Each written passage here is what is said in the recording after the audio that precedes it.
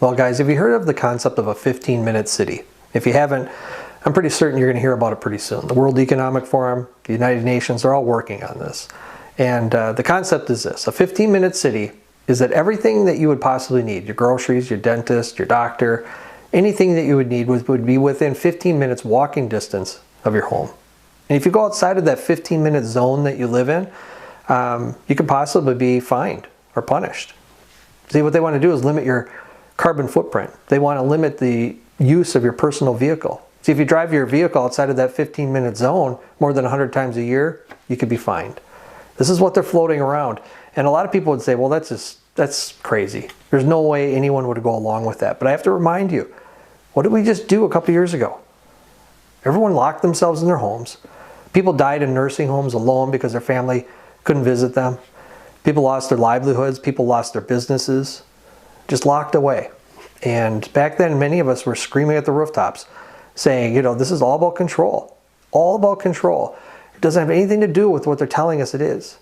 And we could see the writing on the wall that it wasn't going to stop with those lockdowns, that we'd probably see new lockdowns, probably in the name of climate change. And here we are. This is the beginning of it. And it really got its big moment and really started to gain some traction in 2020 in Paris. The Socialist Party candidate for mayor won re-election. And one of the things that she was toting around back then was the idea of a 15-minute city. Now, what did I just say? Who was running for mayor? The Socialist Party. And she won. You know, the socialist, communist agenda just spreading across the globe right now. But after she won that election, the World Economic Forum, the United Nations, they all jumped onto this idea of a 15-minute city. And this is moving forward. Right now in Great Britain, in the county of Oxfordshire, they're voting and proposing that if any of the 150,000 residents drive outside of their designated district more than 100 days a year, that they'll be fined £70. I mean, what is this, the Hunger Games? I mean, you can't leave your district, you can't leave your zone without being punished. You know, what is this, communist China? I mean, they have a social credit score in communist China. You know, if you're not a good little soldier, if you're not doing what the government tells you, if you're not just following the rules, your social credit score will drop and then you lose some freedoms. You know, for example, if I wanted to go on vacation, well, your social credit score would have to be at a certain level, otherwise you can't get on that airplane or you can't get on that public transportation. It's all about control and limiting our freedoms. Now, some people might say, well, that's communist China. It's not going to spread out from there. Well, I have to disagree. The World Economic Forum right now is doing just that. You know, it started with tracking the carbon footprint of a company or a factory or a corporation, right? Nobody had a problem with that. But now they want to track the carbon footprint of an individual. The World Economic Forum right now is working on a carbon footprint tracker for individuals. They want to control what you eat, how you move, who you interact with, and just about any other part of your life. If you don't believe me, here's what they have to say. We're developing, through technology, an ability for consumers to measure their own carbon footprint. What does that mean? That's, where are they traveling? How are they traveling? What are they eating? What are they consuming on the platform? So, individual carbon footprint tracker. Stay tuned. We don't have it operational yet, but this is something that we're working on. So is that the world that you want to live in, where they're tracking your movements, tracking what you eat, tracking who you interact with, locking you in your homes, not letting you out of your district or your zone? Is that the world that you want to live in? Well, we're learning that a World Health Organization staffer has written a report saying that a climate lockdown could be called for. Just like a COVID lockdown, a climate lockdown.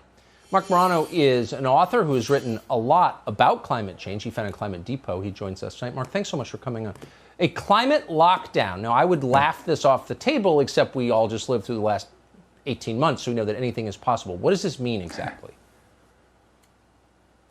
Well, you know, in my book, Green Fraud, I detail 2 chapters on this, Tucker. This is the climate activists were, first of all, jealous when the COVID lockdowns happened. They were beside themselves saying, how is this happening? Everyone from Greta Thunberg to John Kerry, UN officials. And then they started saying, we need to follow this. If we can shut down for a virus, we can shut down for climate. And that's what we're seeing. There's even academics in Australia proposing adding climate change to death certificates. And Bill Gates has said the death toll will be greater. So they're following every step of the way.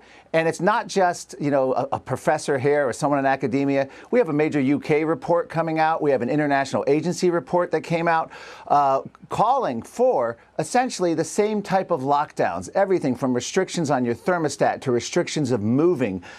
You can only fly in a climate emergency when it's, quote, morally justifiable. Kind of like a lockdown, you have to justify going to the store for essential services. They're going after freedom of movement. They're going after private car ownership. They're going after everything it means to be a free person and turning it over to the administrative state.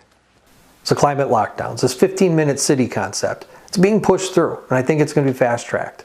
Even in my last video, I talked about how world religious leaders from all over the globe came together on Mount Sinai to usher in a new 10 commandments, all in the name of climate change. And I think the key phrase there is they came from around the globe, because everything's global now. Have you noticed that? Nothing's regional anymore. Think about the pandemic. Global, right? This looming financial crisis that we're facing, global. The possibility of World War III, global. The climate crisis, obviously global. But as a Christian, you should know where this leads. You should absolutely know where this leads, that it leads to a one world government, a one world religion, and ultimately the mark of the beast system. This is the system of the Antichrist that the Bible prophesies, right? And as Christians, we should know that. And God is beginning to sort us out from the wheat from the tares. But He also gave us free will, so we have to make these decisions ourselves. So it's time to make that decision. What side do you stand on? I pray that you make the right decision. And if you like these type of videos, please hit that like and subscribe button. It just helps this channel grow. Can't tell you how much I appreciate it. Until next time, God bless.